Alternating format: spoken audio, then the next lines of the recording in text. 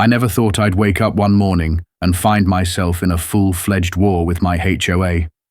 But that's exactly what happened. And it all started with one neighbour. At first, Oakwood Estates seemed like the perfect neighbourhood. The kind of place where people wave when they pass by, kids ride their bikes down the street, and you can enjoy your morning coffee without being bothered. That illusion shattered the moment I met Karen. Her real name? Judith Parker. But if you've ever dealt with an HOA power tripper, you already know. This woman was a Karen through and through. She didn't just enforce the rules, she lived for them. And not in the making sure the neighborhood stays safe kind of way. No, Karen was the self-appointed queen of compliance. You know the type, the ones who memorize every HOA bylaw like it's the Constitution, the ones who keep a clipboard on hand at all times, the ones who believe that the true measure of civilization isn't kindness or decency, but whether or not your lawn is exactly 2.5 inches tall. I first noticed her during my move-in day. She wasn't there to introduce herself. Oh no. She was watching, standing on her perfectly trimmed lawn, arms crossed, observing every box that got carried into my house like she was an undercover agent making sure I wasn't smuggling contraband. I gave her a polite wave. She did not wave back.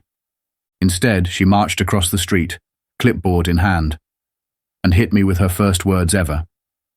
"Excuse me, but I hope you're aware that all exterior paint colors need prior HOA approval." I had literally just arrived, boxes still in the truck. I hadn't even finished signing up for Wi-Fi and already I was getting rule-checked. I forced a smile. "Oh, I'm not painting anything." Karen nodded stiffly. "Good, because improper colors can bring down property values." And with that, she turned on her heel and walked back into her house. That was my introduction to HOA Karen. I should have known then that this wasn't the end. Things only got worse from there. It started small. A yellow notice on my mailbox just a week later. "Mailbox height does not conform to HOA standards. Please adjust immediately to comply with regulations." I stared at the notice, confused. What? Mailbox height rules. I pulled out a tape measure. It was exactly the same height as my next-door neighbor's. When I knocked on my neighbor's door to ask if they'd ever been cited for mailbox height, he looked at me like I had two heads. No, I've had this mailbox for 10 years. That's when I realized Karen wasn't enforcing rules. She was making them up. But I was still new, still trying to be a good neighbor. So I adjusted my mailbox. I wasn't about to start a feud over a few inches. I should have known, giving in only made her worse. The second attack came 2 weeks later. This time, the crime? My succulents.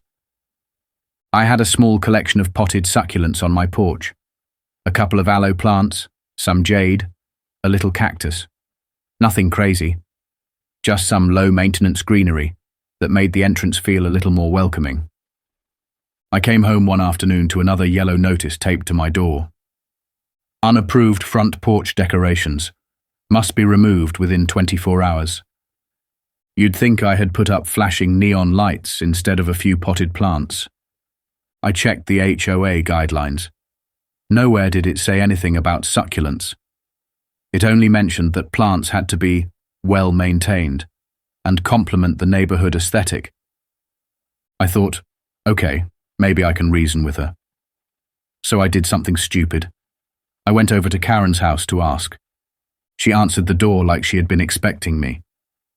"Oh, Marcus, right? What can I do for you?" I held up the notice. "Yeah, I just wanted to clarify. What's wrong with my succulents?" Karen sighed, giving me the fake sympathetic smile. The kind of smile you give a toddler who doesn't understand why they can't eat crayons. "Well, Marcus, we have community guidelines for a reason. Your plants don't really match the rest of the neighborhood. It's about maintaining a uniform look. Succulents are desert plants. They don't fit the regional theme of our landscaping. I blinked. Regional theme? We live in the suburbs. Her smile stayed frozen. It's just best if you move them to the backyard, okay? I wouldn't want to have to escalate this. Escalate. Like I was a criminal harboring dangerous plants.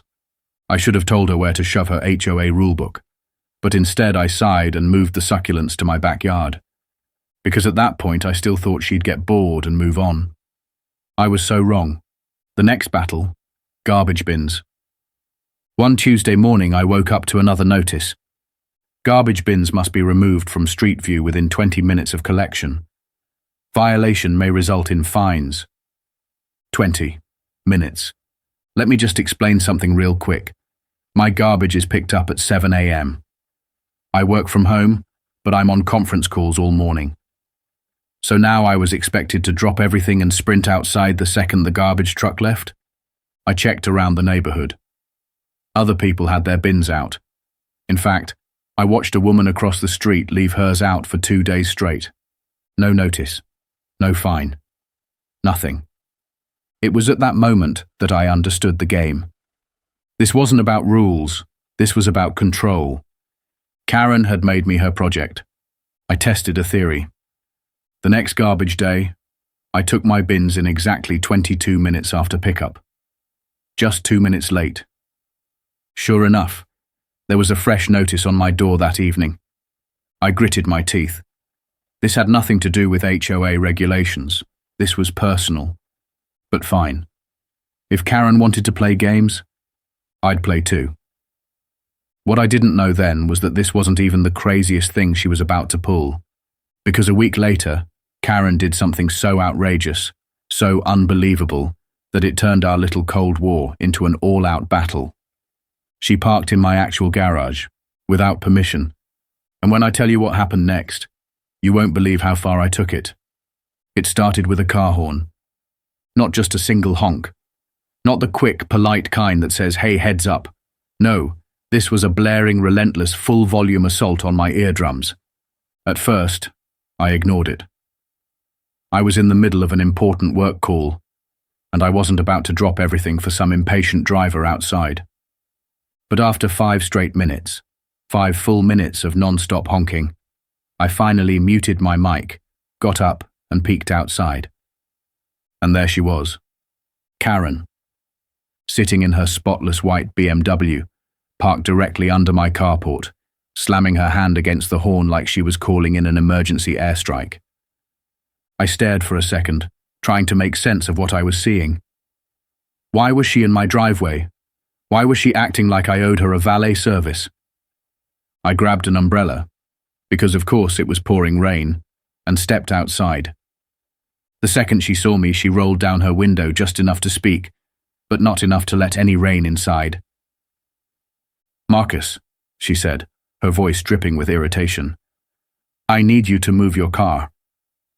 I blinked. "I'm sorry. What?" She sighed loudly, like I was the unreasonable one. "The street is flooded near my driveway, and I can't park there without risking water damage. Your carport was empty, so I assumed you wouldn't mind if I used it temporarily." She assumed. She didn't ask. She assumed. I took a deep breath, trying to keep my voice calm. "Karen, this is my property. You can't just park here without asking me." She rolled her eyes. "Well, I'm asking now. Just move your car out of the garage so I can pull in there instead. The rain is blowing in under the carport." I just stared at her for a second, waiting for her to laugh, waiting for her to admit this was some kind of joke. She was dead serious. "No," I said flatly. "I'm in the middle of a work call. I need you to leave." Her face tightened. "Marcus, this is what neighbors do," she said, using that syrupy, fake sweet voice that always made my skin crawl. "We help each other out. It's called being considerate." The nerve of this woman. I folded my arms. "Karen, I am being considerate. I'm considering the fact that you're parked on my property without permission, and I'm politely asking you to leave before I have to escalate this." She glared at me for a solid 30 seconds before yanking the car into reverse. As she backed out, she deliberately drove through a massive puddle, splashing muddy water all over my shoes and pants. Then, with one final huff, she rolled down her window and snapped, "I'll be speaking to the board about this," before speeding off. That night, I got an official HOA email with the subject line, "Proposed Amendment for Community Emergency Parking Accommodations." It was a new rule suggestion, stating that any resident with excess parking accommodations should be required to make them available to neighbours during emergency weather conditions. And guess whose name was listed as the point of contact for this new proposal? Karen. I forwarded the email to my lawyer friend, who replied almost immediately, "They can't force you to let her park in your driveway. This is complete nonsense." She helped me draft a firm response, which I sent to the entire HOA board. I thought that would be the end of it. I seriously underestimated how far Karen was willing to go, because a week later, I came home to find something that made my blood boil. Her car. In my actual garage. Not the carport. Inside. I sat in my car for a full minute just staring. How? How did she get in? Then I saw it. A note, taped to the door leading into my house. "Marcus, had to attend an emergency board meeting. My driveway is being resealed today, and I couldn't park on the street because of the construction on Maple. Used your garage since you were out. Thanks for understanding. Karen." I gripped the note so hard it crumpled in my fist. I had never given her permission to use my garage. And then it hit me, the keypad. Months ago, during an HOA inspection, Karen had claimed she needed to check some wiring near my garage and asked for the code to the exterior keypad. I had given it to her. At the time, I never thought twice about it. She was on the HOA board. She had authority to do inspections. Why would I suspect her of anything shady? Well, I suspected it now. I pulled out my phone, opened my smart home app, and changed the garage door code immediately. Then, just to be safe, I disabled the manual override button inside the house. Finally, I sent Karen a text. "I see you parked in my garage without permission. The code has been changed. Contact me when you return so we can discuss this breach of privacy." 3 hours later, my phone buzzed. "Karen. Marcus, I need to get my car. Please open the garage." I waited, let her stew for a bit. 15 minutes later, I responded, "I'm in a meeting. I'll be free in an hour. In the future, please don't enter my property without explicit permission." Exactly 10 minutes later, my doorbell started ringing non-stop. I checked my security camera. Karen was standing on my porch, pacing back and forth, jabbing her finger at her phone, looking completely unhinged. She was furious. But me? I was calm, because for the first time in this entire ridiculous feud, I had the upper hand. And I wasn't about to let it go. I took my time answering the door.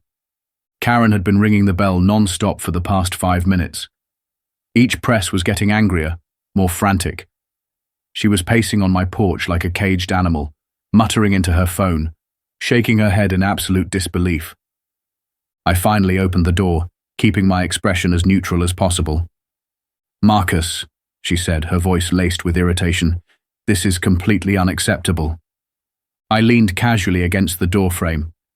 "Oh? What's unacceptable?" She scoffed, throwing a hand in the air.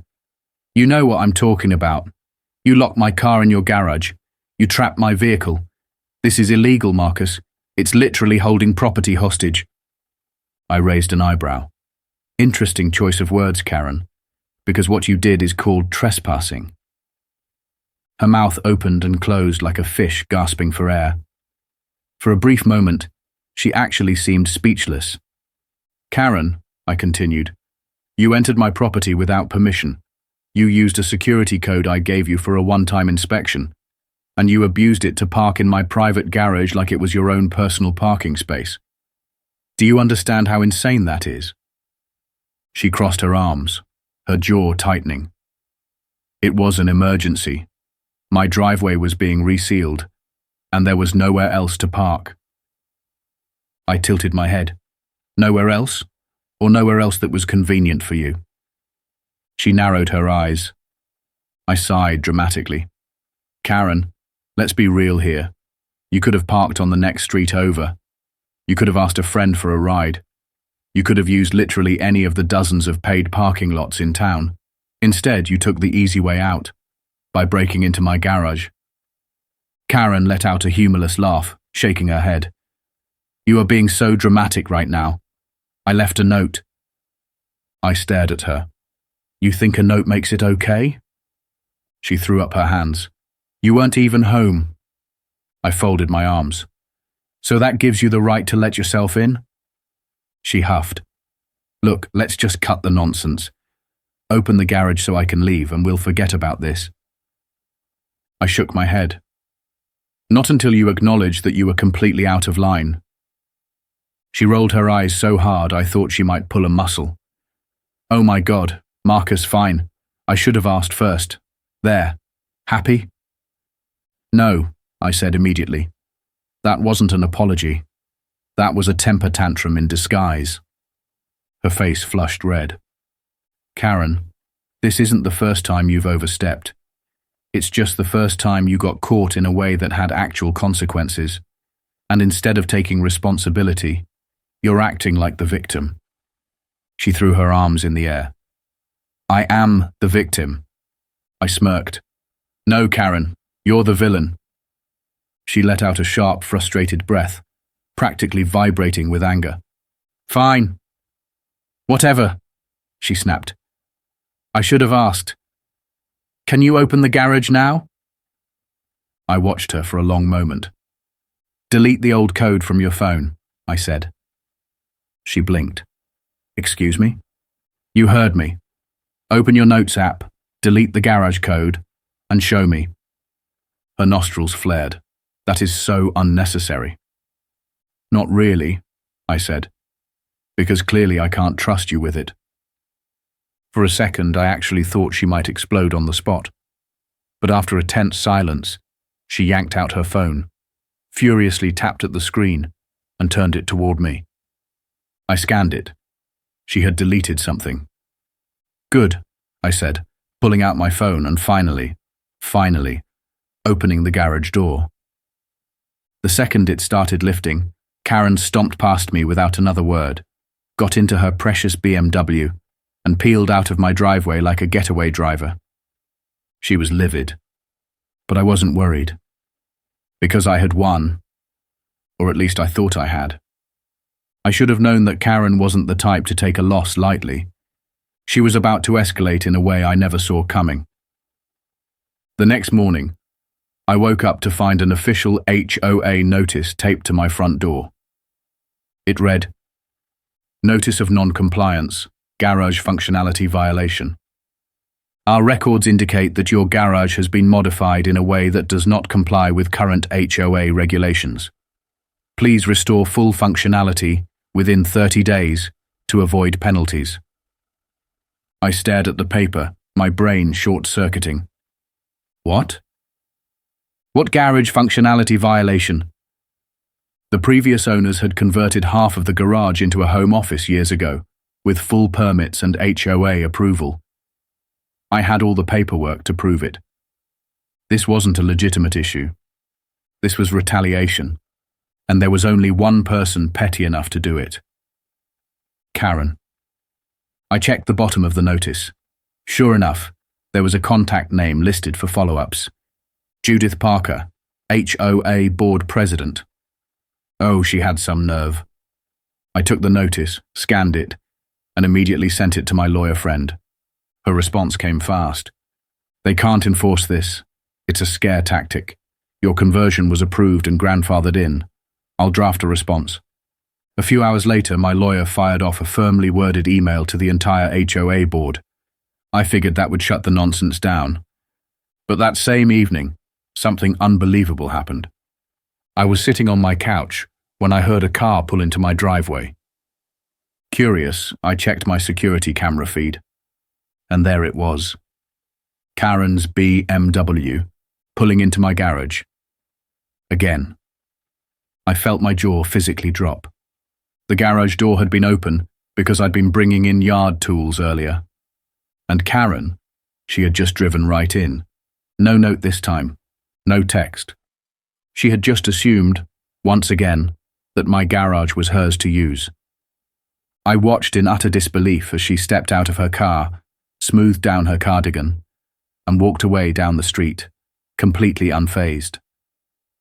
She hadn't even looked toward my house, like this was completely normal. Like I was her personal valet.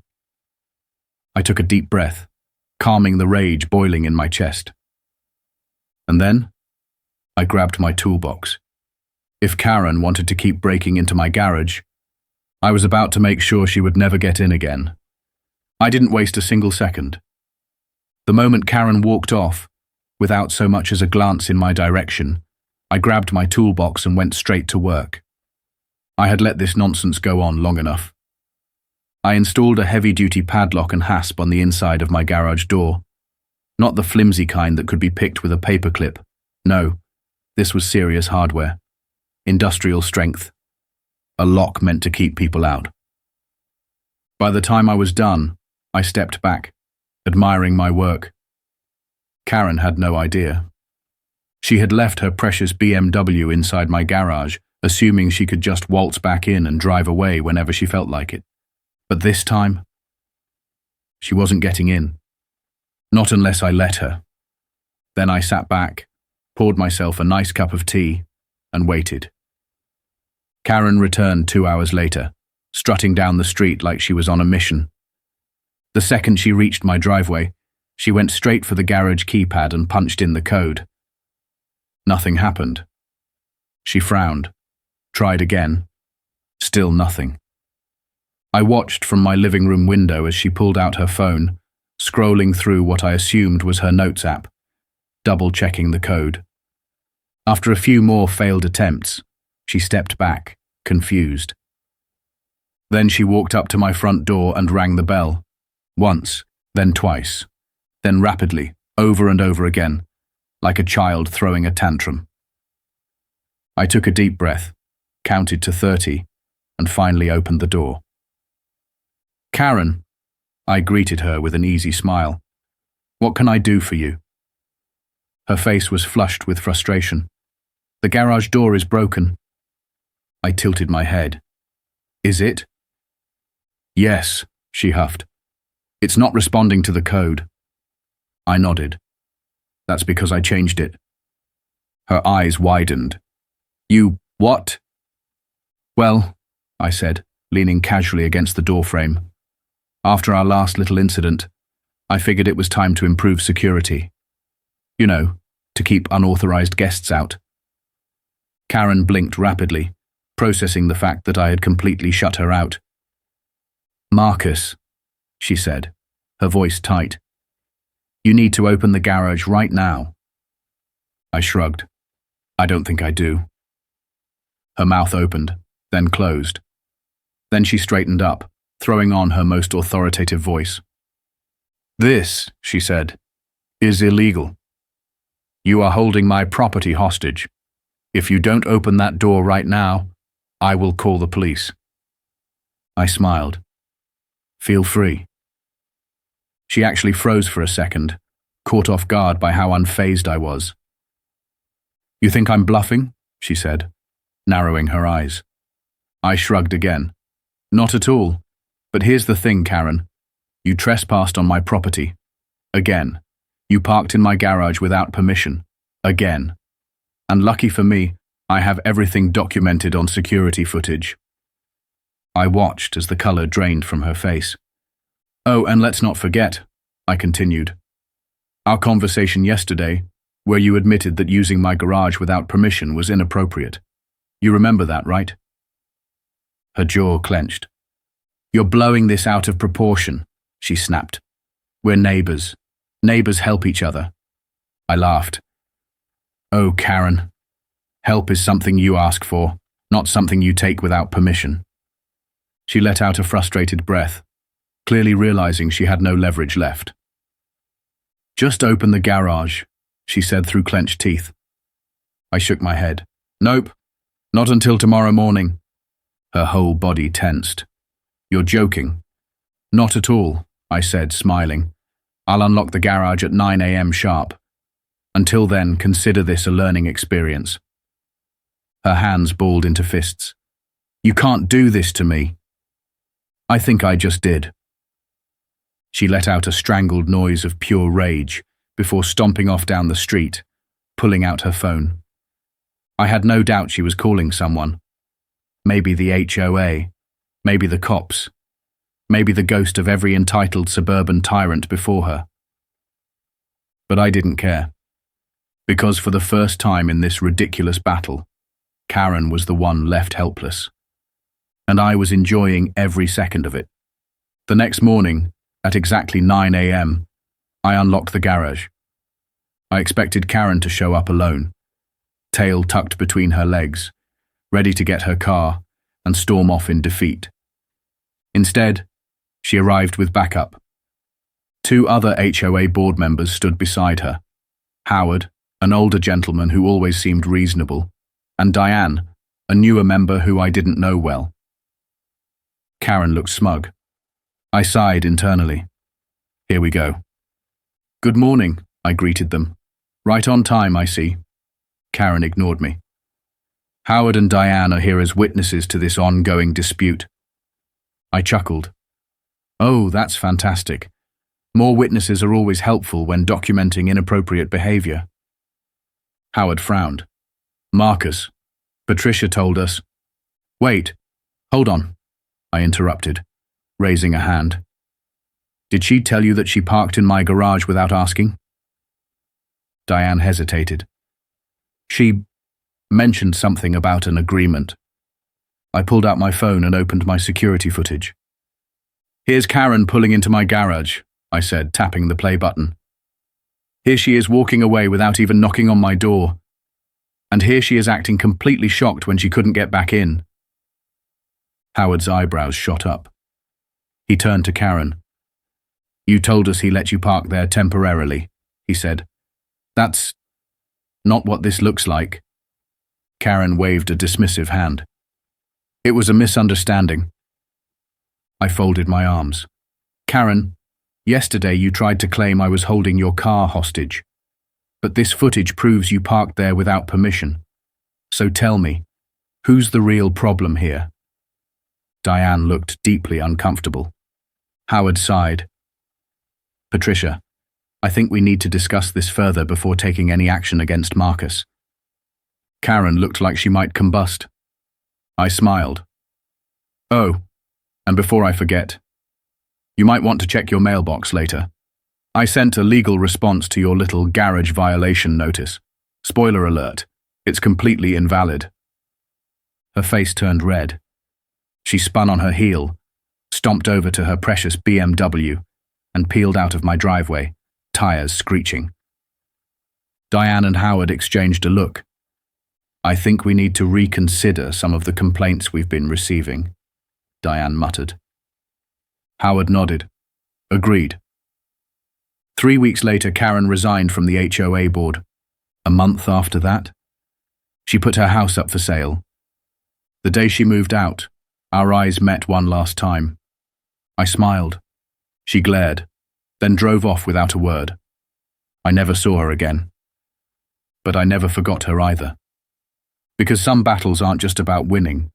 They're about making sure people know you're not the one to mess with.